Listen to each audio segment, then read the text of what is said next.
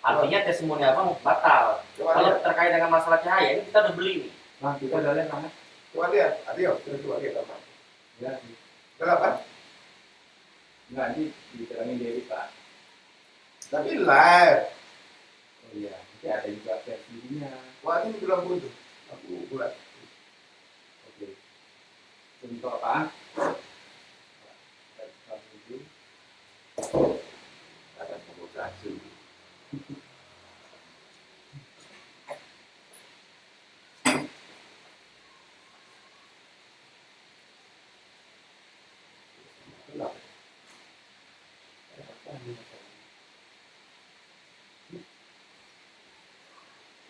Kita Pak, yang terangin. Baik lagi.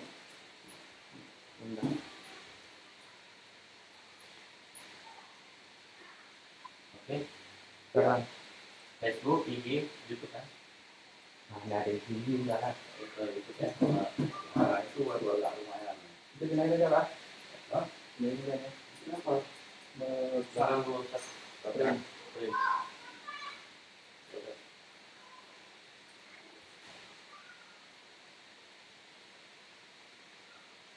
Ya.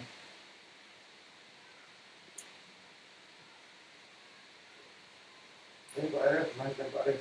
Ayo. Tunggu arah lagi. Saudara. Ini nggak ada muncul nih. Admin. Di sini udah online nih. Udah 2 orang lihat. Oke.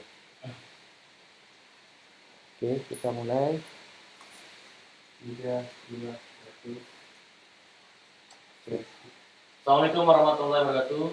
Sobat Ari, kembali lagi bersama saya di bincang-bincang santai namun memiliki bobot positif untuk kita semua. Sahabat Ari, sudah hadir di rumah jalan Ari satu narasumber yang memang kompeten dan juga penting untuk saya ajak kali ini untuk sekian kalinya, Bapak Saifullah Abdul Ghani, juru bicara COVID Provinsi Aceh. Nah, tema apa yang akan saya angkat untuk talkshow hari ini, ya, yaitu kewaspadaan menghadapi libur panjang di masa pandemi COVID-19. Nah, sahabat Ari nanti bisa berinteraksi ya dengan narasumber kita yang ada di rumah jalan Ari.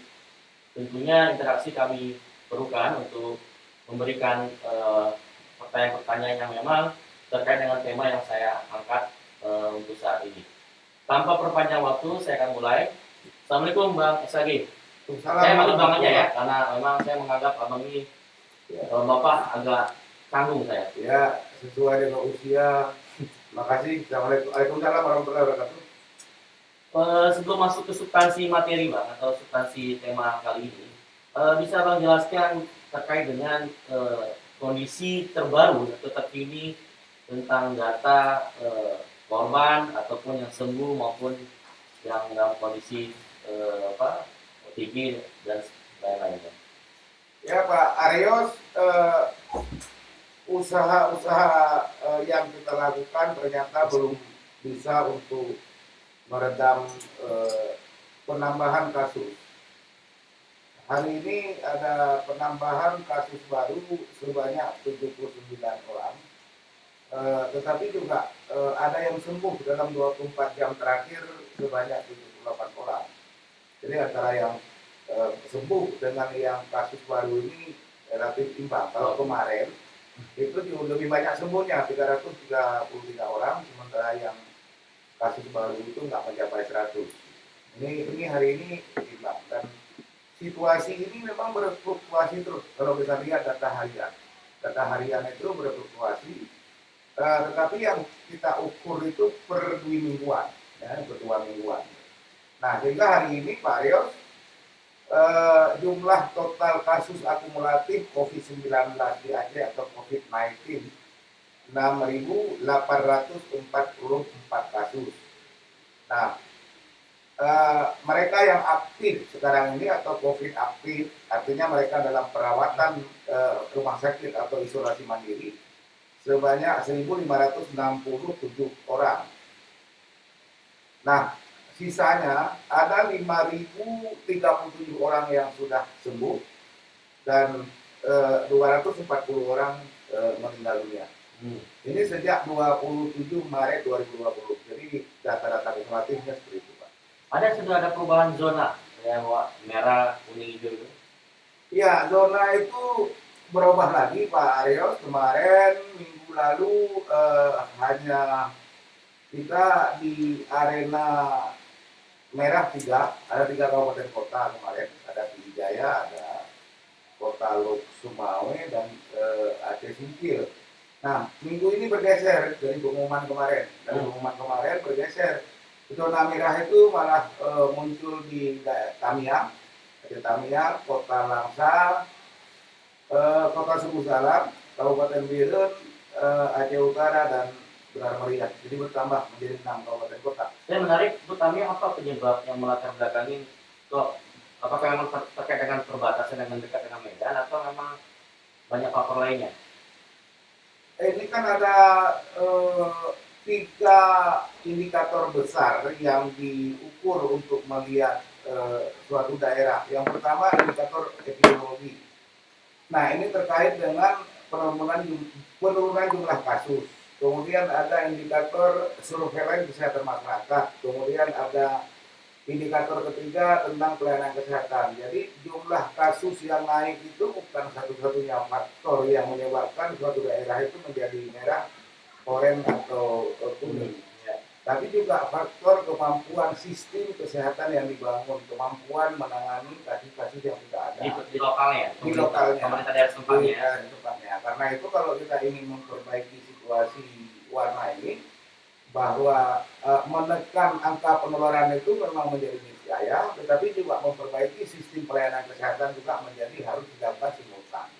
Nah, apa langkah konkret yang memang perlu dijelaskan oleh Pemda? Karena kan di level provinsi, yang saya cermati, kalau saya salah, kalau diklarifikasi Pak Isdandi, bahwa perlakuan atau penanggulangan COVID di level provinsi terkadang nggak sama atau nggak linear dengan cara yang diperlakukan di level pemerintah kabupaten setempat, ya. Nah, ini kan yang menjadi tidak bekerja untuk capaian maksimalnya nanti.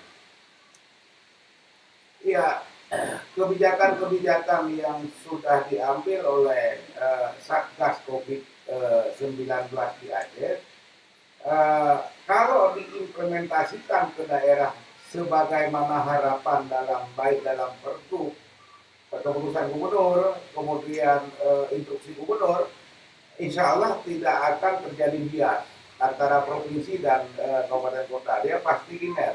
Tapi saat tidak Pak SMI ingin mengatakan tidak taat terhadap apa yang menjadi ketentuan yang sudah dibangun oleh pemerintah provinsi.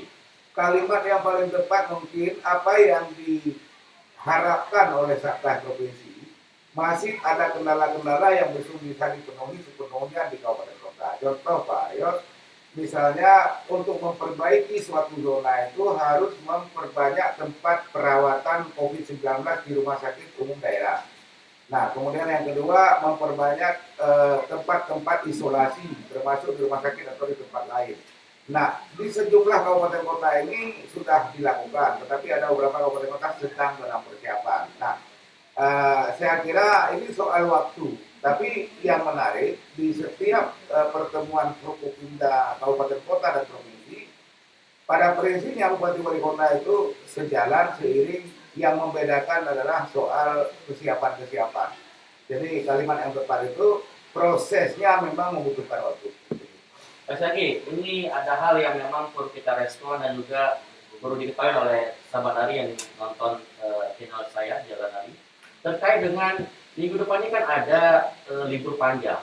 Tentunya libur ini kan menjadi satu kewaspadaan bagi kita semua karena akan memunculkan, karena trennya ketika bulan puasa yang lalu juga kita ada libur, dampaknya kasus bertambah. Nah, supaya tidak mengulangi pertambahan kasus nih Pak Isdandi, apa sih yang langkah-langkah pemerintah sudah dilakukan untuk mengantisipasi atau ya dalam bahasa halusnya ya peran apa yang akan dilakukan oleh pemerintah untuk meminimalisir lah agar tidak bertambah kasus atau menekan kasus? Secara nasional kita sudah tahu bersama, sudah ada keputusan 3 menteri soal libur bersama pada akhir Oktober 2020. Tetapi di tingkat pemerintah Aceh ini belum ada keputusan karena masih mengkaji pertama SK Menteri ini, kemudian menunggu petunjuk dari Mendagri, dan nanti baru diputuskan. Tetapi yang paling penting sebetulnya larangan apapun yang dilakukan, katakanlah misalnya libur nasional atau libur panjang ini terjadi, ternyata larangan-larangan yang dibangun oleh pemerintah juga tidak sepenuhnya efektif diikuti. Karena itu lebih penting adalah konsistensi semua orang. Karena dalam menghadapi virus ini tak cukup misalnya ada orang 100 orang, 99 orang disiplin menjalankan protokol kesehatan, tidak mudik pada saat liburan. Tapi ada satu yang wirawiri ke sana ke sini, ini juga berbahaya bagi 99 yang lain gitu. Nah, karena itu kami di tingkat Satgas COVID-19 masih menunggu keputusan pemerintah Aceh apakah pada tanggal 28 dan tanggal 30 yang merupakan bukan hari libur, apakah ini akan diambil sebagai hari libur atau liburnya pada tanggal 29 yang merupakan hari Kamis untuk perayaan kelahiran Nabi besar Muhammad SAW. Kalau saya lihat, Kalau ini pasti. kalau saya lihat ini kan libur kan karena Hafidna kali ini nasional. Oke, Pak Isaki, saya mau minta pandangan Pak Isaki lah. Ini kan kalau menghadapi libur bersama kan tentunya tadi bersinggung terkait dengan kesadaran masyarakat, kan? Nah, bagaimana sih Pak Isaki dapat menyarankan agar masyarakat tuh betul-betul semuanya tuh sadar betapa bahayanya COVID, ya. Semuanya sadar untuk mematuhi protokol kesehatan, semuanya sadar bagaimana untuk menjaga warganya agar tidak terkena virus yang membahayakan ini. Nah, apa sarannya Pak Isaki yang memang bisa menyentuh sanubari dan kalbu mereka? Ya, saya kira semua orang itu apa yang dianggap positif untuk mencegah COVID-19, baik bagi diri dan keluarganya, itu harus berbicara hal yang sama. Nah, dalam komunikasi Pak Haryo lebih ahli tahu apa yang disebut dengan replikasi. Semakin sering hal itu disampaikan dan semakin ramai orang menyampaikannya, cenderung akan mempengaruhi pemikiran dan persepsi orang banyak. Nah, yang kita sayangkan kan setiap ada himbauan yang positif ini cenderung tidak diviralkan. Yang menjadi viral justru hal-hal yang sebetulnya negatif. Nah, karena kesadaran itu sebenarnya harus dimulai pada tingkat elit masyarakat. Gitu. Ada intelektual yang bisa menulis di media sosial. Mereka dulu harus selain memang menyadari tentang virus corona dan pola penyebarannya, juga punya tanggung jawab moral untuk tidak membuat masyarakat itu tersesat dalam mengambil sikap. Nah, karena itu sebetulnya yang disebut dengan netizen yang bisa menulis di media sosial ini adalah barisan intelektual baru di lapisan sosial yang atas yang bisa mempengaruhi pemikiran banyak orang. Nah, karena itu sebetulnya masyarakat kita lebih banyak membaca media sosial, WA group, daripada membaca media massa mainstream. Daripada misalnya duduk di depan televisi untuk mendengar himbauan-himbauan tentang COVID-19. Nah, karena itu kita sangat berharap kalau kita sayang kepada masyarakat Aceh, sayang kepada keluarga kita, maka lapisan sosial intelektual baru ini, intelektual medsos ini memang orang yang sangat mempengaruhi persepsi publik untuk mengikuti himbauan pemerintah atau tidak. Saya belum menangkap gambaran konkret dari pemerintah. Apakah ketika masa libur dari tanggal 28 sampai tanggal 20 plus bonus hari kejepit nasional dari tanggal 31 ke tanggal 1, ada nggak misalnya kayak misalkan gini, pemerintah menginstruksikan untuk di wilayah perbatasan betul-betul dijaga, itu poin pertama. Yang kedua, objek wisata yang memang sudah ada di Aceh, umpamanya penting nggak untuk ditutup, atau memang ada satu protokol yang memang harus dipatuhi, ya? Atau apa bentuk tindakan konkret pemerintah? Atau sudah ada rapat nggak? Sebelum terlalu jauh, sudah ada nggak rapat Forkopimda yang memang membahas langkah-langkah atau antisipasi dalam mencegah atau meminimalisir agar pada saat libur nanti itu tidak menambah kasus berat dan juga beban bagi pemerintah Aceh. Ya, saya tadi dari awal menyampaikan kita sedang menunggu keputusan Menteri Dalam Negeri, petunjuk Menteri Dalam Negeri. Ketika surat itu kita terima, nanti akan duduk bersama dengan instansi terkait, tentu mengenai masukan-masukan juga dari Forkopimda bagaimana menyikapi ini. Tapi paling tidak pengalaman-pengalaman kita sebelumnya Pak Arios masih ingat ketika misalnya saya menyampaikan pengawasan dilakukan oleh atasan melalui apa namanya telepon ya kan. Ini malah dibully orang gitu. Jadi sebetulnya tujuan kita itu supaya orang, karena begini Pak Aryo dalam keluarga itu, si suami atau si istri yang bekerja sebagai aparatur negara itu dia sudah lebih teredukasi tentang COVID-19, sudah rendah animonya untuk bergerak keluar kota. Tetapi anggota keluarga dan pasangannya belum tentu memiliki persepsi yang sama, sehingga terjadi konflik-konflik kecil. Nah, daripada berkonflik, akhirnya orang yang sudahlah berangkat keluar kota. Sehingga ketika kita menyampaikan ke media akan dilakukan pengawasan oleh atasannya langsung, nah rencana ini buyar gitu. Rencana ini buyar, kemudian orang marah, saya kemudian dibully, ya nggak apa-apa. Kalau saya dibully tapi menyelamatkan 1, 2, 3 orang tua di kampung daripada korban virus corona, saya pikir impas lah ya. Itu jadi ibadah Pak. Mudah-mudahan itu jadi ibadah. Tapi yang kita sayangkan tanpa ada himbauan semacam itu mungkin ada lebih banyak lagi orang tua yang terkena virus corona ini. Nah dari pengalaman itu nampaknya larangan pembatasan di perbatasan memang tidak pernah dikendorkan. Tetapi yang paling penting kan sebetulnya disiplin personal untuk sadar bahwa dia pulang. Kalau dulu pulang membawa uang, membawa rezeki, memiliki efek ekonomi ke desa, tapi juga harus disadari pada hari ini uang itu adalah juga media penularan virus corona. Karena virus corona bisa hidup beberapa jam di benda yang menempel. Di benda seperti uang, seperti tisu, itu bisa. Kalau dia bawa oleh-oleh, ya di oleh-oleh itu, di kotak oleh-oleh itu bisa menempel. Jadi maka harus melihat mudarat dan manfaatnya. Kalau memang dianggap manfaat lebih besar dulu karena bisa berefek ekonomi ke kampung, tapi sekarang apakah manfaat itu masih ada atau mudaratnya yang lebih besar? Karena disitulah sebetulnya yang terjadi kan pertarungan wacana di ruang publik Pak Arios. Nah, kalaupun misalnya kami menyampaikan untuk tidak mudik, seperti kata Mendagri, istirahat di rumah, berkumpul dengan keluarga, bersih-bersih di rumah. Tapi kalau persaudaraan ini tidak ada, kan tetap orang mudik. Nah, lolos mudik itu jangankan manusia, sabu saja yang kita sepakat semuanya jangan masuk ke Aceh, tapi tetap ada.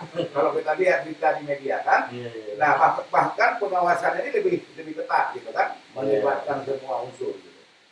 Nah, Pak Sagi, kalau memang kita butuh kesadaran personal orang itu menjadi penting ya, dan itu salah satu kunci untuk menekan angka penyebaran virus pada saat minggu nanti ya. Seberapa penting menurut Pak SAG ini ya peran media untuk membantu membangun opini publik agar itu betul-betul masuk dan terinternalisasi ya ke dalam pikiran mereka dan tindakan mereka.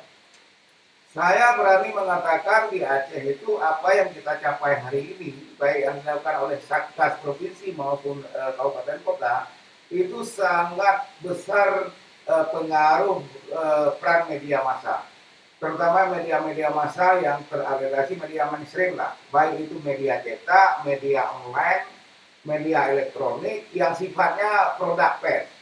Bayangkan Pak Arios kalau saya tiap sore mengupdate informasi tentang COVID ini dan tidak dimuat oleh media massa, saya kira ini akan sia-sia. Tapi oleh media massa yang ada di Aceh ini, tiap hari saya update informasinya hampir sama, hanya berbeda angka-angka, tapi hampir semua media itu memuatnya. Kata kepedulian mereka sangat tinggi. Bayangkan kalau seandainya apa yang dimuat ini harus kita bayar, tentu nggak cukup uang negara.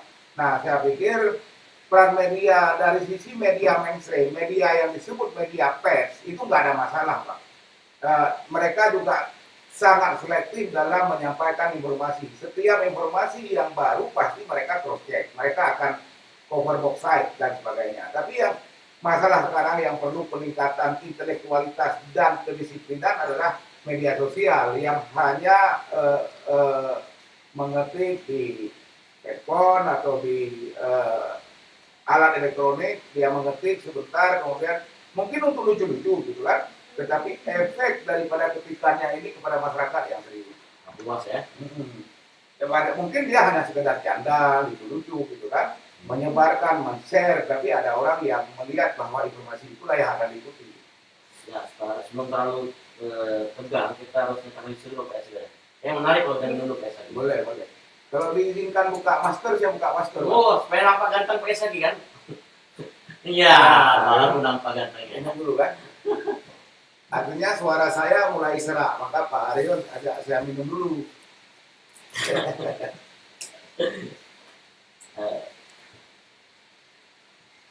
Nah, ini sudah mulai agak netral ya.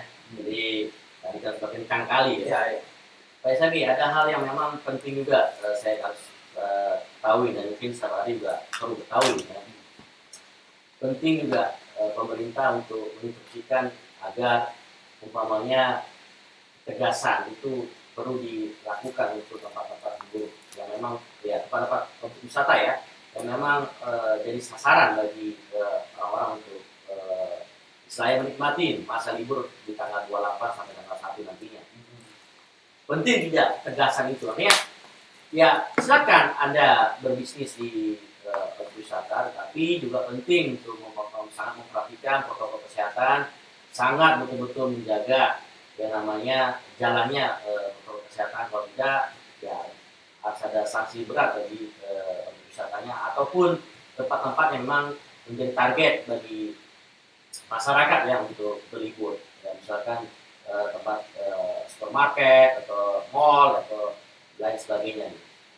Ya, dasar hukumnya kan sudah ada Pak Aryo. Kalau di kita ini sudah ada Pergub, kalau saya nggak salah nomor 52 tahun 2020 tentang penegakan disiplin protokol kesehatan yang disertai dengan sanksi. Sanksinya mulai sanksi teguran lisan, tertulis hingga denda administratif. Jadi suatu tempat umum atau tempat-tempat umum yang melanggar protokol kesehatan itu bisa diberikan peringatan tertulis 1-2 kali, kemudian bisa dicabut izinnya. Tetapi kewenangan itu ada di kabupaten kota, Pak Aryo. Kewenangan itu ada di kabupaten kota. Nah, yang paling penting adalah pengawasan. Kalau seandainya pengawasan di provinsi untuk sekedar terbatas lingkupnya. Nah, bagaimana di kabupaten kota ini diimplementasikan, dan saya kira operasi yudisi yang dilakukan oleh pihak Polda dan Satpol PP sekarang sudah berjalan. Dan banyak pelanggar protokol kesehatan itu yang sudah diberikan sanksi seperti diberitakan oleh media, mulai dari sanksi denda misalnya untuk membersihkan jalan. Yang paling penting di situ juga diedukasi. Kita sangat menghargai apa yang sudah dilakukan oleh pihak Polda Aceh dan jajaran, termasuk Kapolres yang dari kabupaten kota. Ada juga Pak Sagi peran dari TNI juga.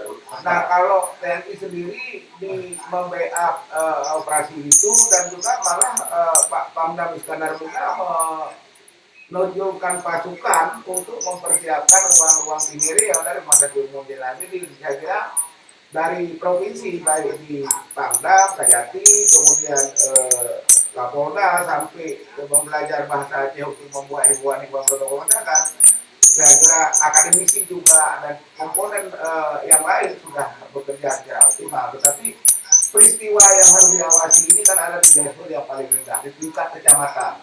Nah, karena itu upaya dari tingkat atas penting, tetapi juga disahuti di tingkat level yang paling bawah juga jauh lebih penting. Sehingga pengawasan itu yang paling penting. Dari tindakan atau kerjasama Satgas dari Polda Aceh, TNI maupun peran yang lain sampai ya, terkait dengan operasi judisial ya, itu memberikan dampak nggak untuk ya artinya sudah mulai banyak lah sadar masyarakat untuk patuh terhadap prokes ya, dan juga sudah mulai sadar lah bahwa ada peran-peran masyarakat yang turut serta melakukan penyuluhan pada orang lain ya untuk memberikan kesadaran. Ya, saya kira besar sekali dampaknya Pak Aryo. Kalau sekarang orang keluar dari rumah pasti ingat masker gitu. Ada nggak masker? Paling tidak dia ingat di jalan nanti bakal ada operasi mungkin. Jadi Berarti kita berpikir, berarti bagus juga dong peran pemerintah untuk membangun satu slogan ingat COVID, ingat masker. Ya itu bagus dong karena udah dibuat Ya, kan. ya, itu. Ingat COVID, ingat masker. Tapi kan ada orang melihatnya dari sisi yang lain, terserah saja. Tapi kan silahkan berkreatif saja. Yang paling penting itu masyarakat menarik terhadap isu tersebut dan patuh kepada protokol. Nah, yang berikutnya adalah peran operasi-operasi ini yang dilakukan oleh teman-teman di lapangan. Saya kira ini mulai ada dampaknya dan itu terukur saya kira. Dan kita harus sadar juga Pak Aryo butuh waktu dulu sosialisasikan helm itu juga tidak mudah. Tapi sekarang sangat kecil orang yang naik, sangat kecil porsinya orang yang naik sepeda motor tanpa menggunakan helm. Tetapi bukan arti tidak ada. Nah, dan kalau ada satu orang saja yang nggak pakai masker berada di satu komunitas, katakanlah di kafe atau di warung kopi, bahayanya lebih berbahaya daripada nggak pakai helm. Karena kalau helm itu yang bahaya bagi dirinya, tapi nggak pakai masker bahayanya bagi orang lain. Karena itu tanggung jawab moral bagi siapapun yang membuat komentar di media sosial itu dosanya lebih besar kalau kita misalnya memberikan informasi yang salah kepada masyarakat. Nah, kalau memang benar ada surat instruksi dari SKB 3 Menteri ya terkait untuk mencegah perluasan dan penambahan klaster ya pada saat libur nanti ya di tanggal 28 sampai tanggal 1. Ini rencananya apakah nanti dibentuk dalam rapat Forkopimda dan mengeluarkan satu putusan bersama lagi atau memang akan diinstruksikan ya secara personal saya oleh unsur pimpinan masing-masing di Satgas Covid. Nah nanti saya nggak ingin mendahului hasil, Ya, tapi begitu nanti duduk lagi di internal nanti ada biro hukum, ada biro organisasi, kemudian ada badan kepegawaian Aceh, kemudian tentu saja juga sharing dengan semua stakeholder apa keputusannya. Itu nanti mungkin kita lihat mudarat atau manfaatnya karena SKB ini satu kebijakan pemerintah pada satu sisi juga harus dilaksanakan tapi bagaimana mudarat di daerah bagaimana pertimbangan saya kira nanti kita lihat hasilnya kita nggak usah mendahului Pak. baik Pak Sagi, sudah nggak terasa selesai. Mungkin ada hal yang ingin disampaikan kepada sahabat Ari agar pada saat libur nanti di tanggal 28 sampai tanggal 1 nantinya itu betul-betul patuh, sadar ya untuk mematuhi namanya protokol kesehatan dan juga yang paling penting adalah untuk tetap kalau memang bisa di rumah ya di rumah saja untuk sama keluarga tanpa harus libur keluar. Gitu.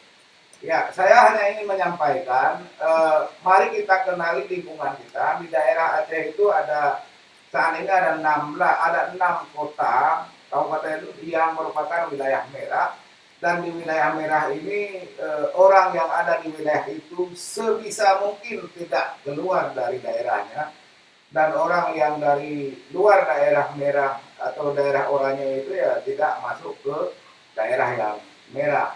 Tujuannya apa? Perang melawan virus ini hanya mungkin berhasil apabila gerakannya kolektif, kesadarannya bersama.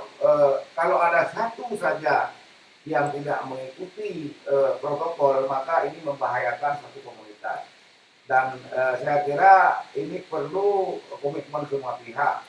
Katakanlah libur nanti, ya pahami situasi lingkungan. Di tingkat desa kami sangat berharap mereka lebih sensitif kepada tamu yang masuk.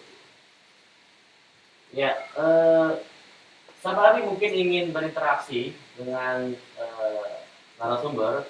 Saya kasih waktu sejenak sebelum nanti saya akan tutup pada pembicaraan kita ini. Nah, pastinya sahabat Abi memiliki pertanyaan-pertanyaan yang perlu direspon oleh narasumber saya, Pak SAD, juru bicara COVID. Ya, selain itu nantinya ada hal yang memang penting untuk saya sampaikan lagi untuk satu pertanyaan sebelum nanti saya tutup. Silakan sahabat. Saya tunggu langsung di channel Facebook ataupun di IG maupun YouTube. Silakan.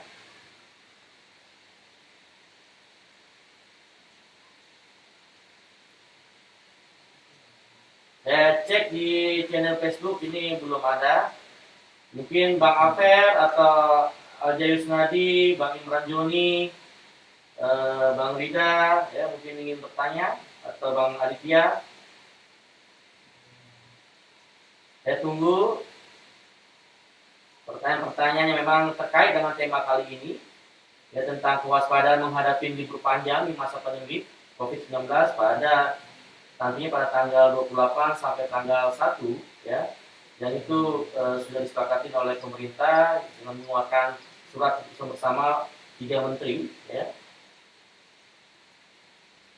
Ya, kalau tidak ada, ya kita sudahin pandangin untuk sesi pertemuan kali ini, Pak SRG. Terima kasih banyak sudah datang ke rumah Jalan Hari. Dan saya ingin berterima kasih kepada semua orang yang melihat siaran ini. Dengan tidak ada bertanya, berarti edukasi kita kepada masyarakat sudah berhasil. Jadi soal virus corona ini bukan lagi sesuatu yang baru dan tinggal diikuti oleh sikap dan perilaku. Karena Taruh pada ini agak tipis nih antara yang belum tentu karena tidak bertanya itu sudah paham atau memang harus untuk menekankan jari-jari mereka. saya kira udah paham. Karena kita sudah duluan bicara ini sejak 26 Januari daripada orang lain di Indonesia belum memulainya. Ini kalau Wuhan, ya. Jadi kalau kita lihat misalnya tidak banyak yang bertanya, tidak mau berinteraksi, ini adalah informasi yang sebetulnya bukan lagi baru bagi kawan-kawan. Sudah dianggap ini sesuatu yang sudah biasa banget, gitu kan? Sudah menghabit, ya. Sudah menghabit, cuma tinggal implementasi saja dalam kehidupan. Karena berjuang saja, berjuang untuk kekeh pada pendirian sendiri. Jangan nanti nggak enak, gitu, nggak enak kalau nggak keluar ngopi. Ya. Saya kira dari sisi edukasi kita sudah optimal. Oke. Baik, terima kasih Pak SRG. Sabari, tak terasa sudah ada masuk di penutup. Terima kasih atas interaksinya dan juga saya berharap banyak hal positif yang dapat diambil dengan konten kali ini tentang kewaspadaan menghadapi libur, ya, agar tidak terlalu meluas virus COVID. Sampai ketemu lagi nanti dengan konten-konten yang sangat brilian dan bernas. Salam Jalan Hari. Oke. Makasih banyak Bang. Atas waktunya Bang.